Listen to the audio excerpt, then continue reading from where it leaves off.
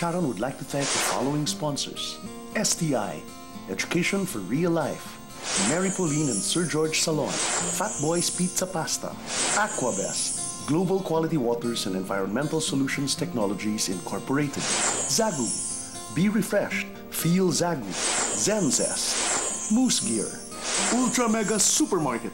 Presyong mababa na, mas pinababa pa. Kapag may kasiyahan at handaan, kasama lagi ang Happy Fiesta. Masarap at abot kaya. Happy Fiesta! Do you want flawless white skin? Try KB Glutathione. Sa KB, glowing ka. Frutas Shake Smoothies and Four Seasons. A frutas a day keeps the doctor away. Happy House Donut. Miguelitos Fried Ice Cream. Blim's Furniture. Boardwalk. Naku, nasa huling bahagi na tayo ng ating kwentuhan, mga kapatid. Kasama pa rin natin sina Miss Katrina Halili at narito na rin ang isa pang sobrang medyo misunderstood dahil lang naman sa kanyang outfits lagi.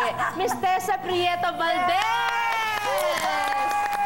And Tessa, I'm the mega friend of the mega friend. yes, that's right! Kung may isang maling pagtingin sa inyo, ibig sabihin parang the biggest misconception people have of you.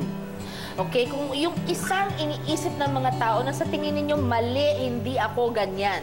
Kung merong ganon na nakasakit sa inyo, ano yon at bakit? I'll start with Tessa.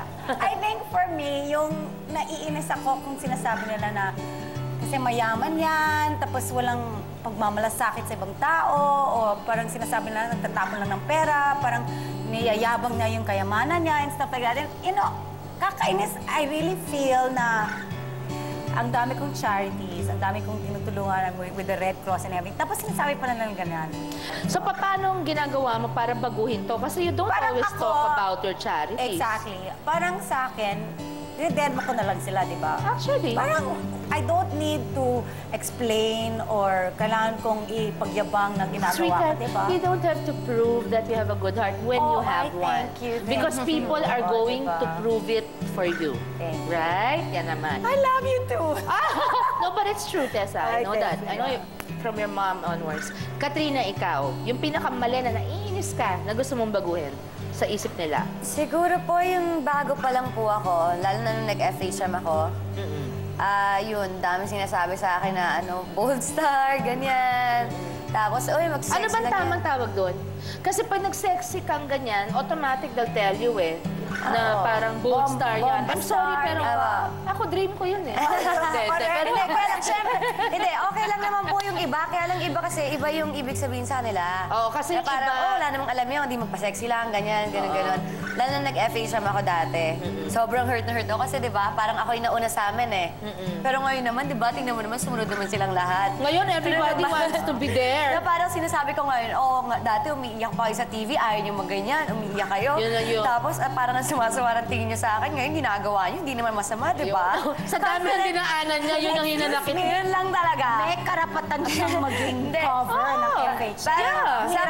Sabi ko dati. Kaya naman ako, Sabi ko dati, kaya lang naman nila sinasabi yun dahil hindi sila confident. Ako confident kasi ako sa katawan ko. Ako gusto ko lang palang confident ako, pero may alam nun si Kiko lang, ha? Eto na tayo sa ating game. Meron po tayong game. Meron akong dalawang mga bowl dito. Tama-tama kasi Princess Fish Bowl. Diba? Okay, eto ngayon mangyayari. Okay, you please take each bowl.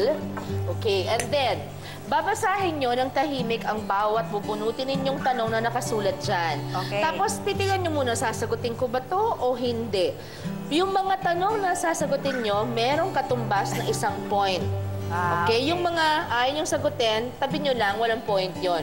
Mas maraming masasagot na tanong, siya ang panalo. At ang mananalo, magdo-donate tayo sa inyong chosen charity sa premyong mapapanalunan ninyo. Alam niyo mga kapatid, lingid sa ating mga kaalaman, may mga tinutulungan ng charitable organizations itong sina Katrina at Tessa.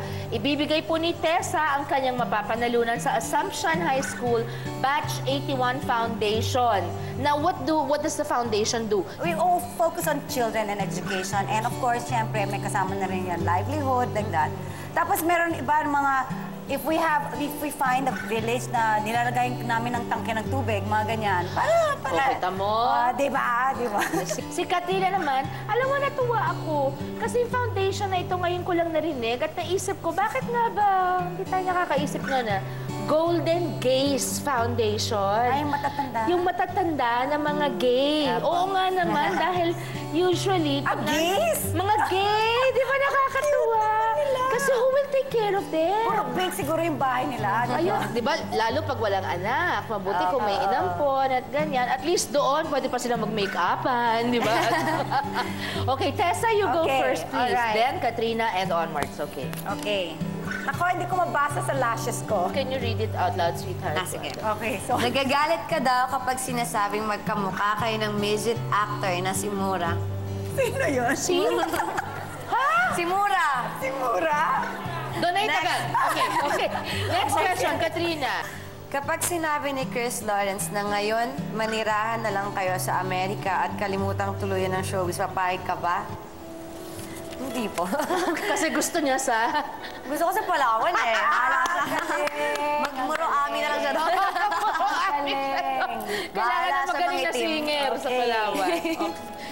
Kung single noon si Hayden at single din si Chris, sino mas pipiliin mo? I like that! Kung walang kontrobersya at single si Chris at si Hayden, pareho, sinong pipiliin mo? Ako magsasagot para sa kanya. Ako gusto ko si Chris, ha? Oo. Yay! Correct. Okay, Tessa. Okay.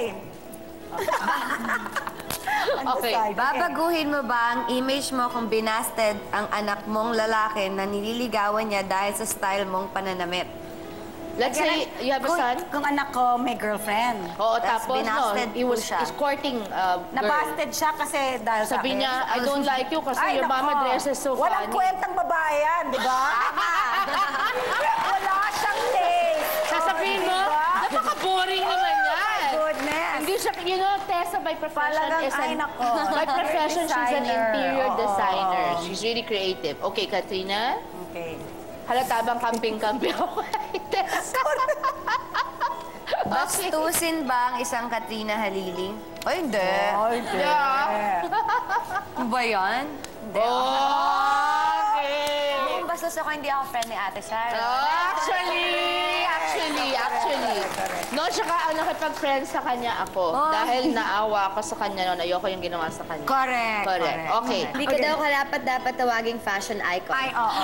Oh, Alam mo, can I comment on that? an icon is someone, okay, Oo, na first, parang- what is the definition of icon? Someone Yung- you look up to, Correct. who So, represents a certain Kung meron mang something. nagsabi sa akin na fashion icon ako, parang thank you very much. Oh, that At means kung, you're- kung ayaw mo, next please, di ba? Yes, exactly. Oo. Siguro when you say So you're an there. icon, babatuhin ko din yan. For Tessa!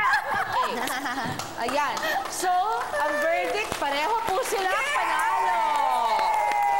Yan naman. Pareho panalo at mabibigyan parehong kanilang mga foundations. Ay, thank you so much. Thank you very, very much for joining us, Katrina and Tessa. Thank Of you po. course, I appreciate your being Ay, here this nako, afternoon. grabe. Being so open sa amin. Maraming salamat din sa pagkakataong binigay ninyo sa aming show para mas makilala kayo ng ibang taong medyo hindi kayo naintindihan before watching this afternoon, di ba? Watching us this afternoon. Mas malalim at mas personal at mas totoo ngayon ang ating pagkakakilala sa kanila. Kaya maraming salamat muli kina Katrina Halili at Tessa Prieto Valdez.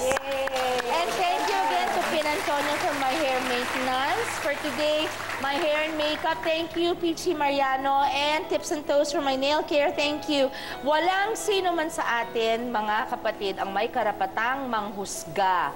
There is nobody who is perfect sa buong mundo. Kaya huwag kayong masyadong feeling pintasera dahil wala namang perfect sa atin, di ba? Maging maingat sana po tayo sa pagbitiw ng akusasyon at salita sa ating kapwa. Kahit pwede tayong humingi ng sorry sa mga salita na ating binitiwan. Alam nyo, minsan po yung sugat na hatid ng mga salitang nabitawan na, nasabi na natin, sa puso ng nasabihan natin, mahirap na pong maghilom nahihilom or meron ng, kumbaga, sabi nga nila, lamat na, di ba? Mahirap na pong mabawi pa. So, less talk, less mistake. Okay? Oo, diba? Tulad po ni Najiro, Katrina at Tessa, hindi sapat ang physical na kaanyuan o ang public perception lamang. Ibig sabihin ang pagtingin natin sa kanila. Dahil sa totoo lang, hindi naman natin talaga alam kung paano sila mamuhay araw-araw o kung ano man ang mga kabutihang ginagawa nila. Kaya huwag masyadong nagmamadali sa pag-comment at paghusga. Siguro po tandaan na lang natin, 3 daliri ang bumabalik sa atin sa tuwing itinuturo natin ng isa nating daliri sa ating kapwa. Ang balik, super friends. Ayan. Ako po si Sharon. God bless you. Kasama mo, kapatid.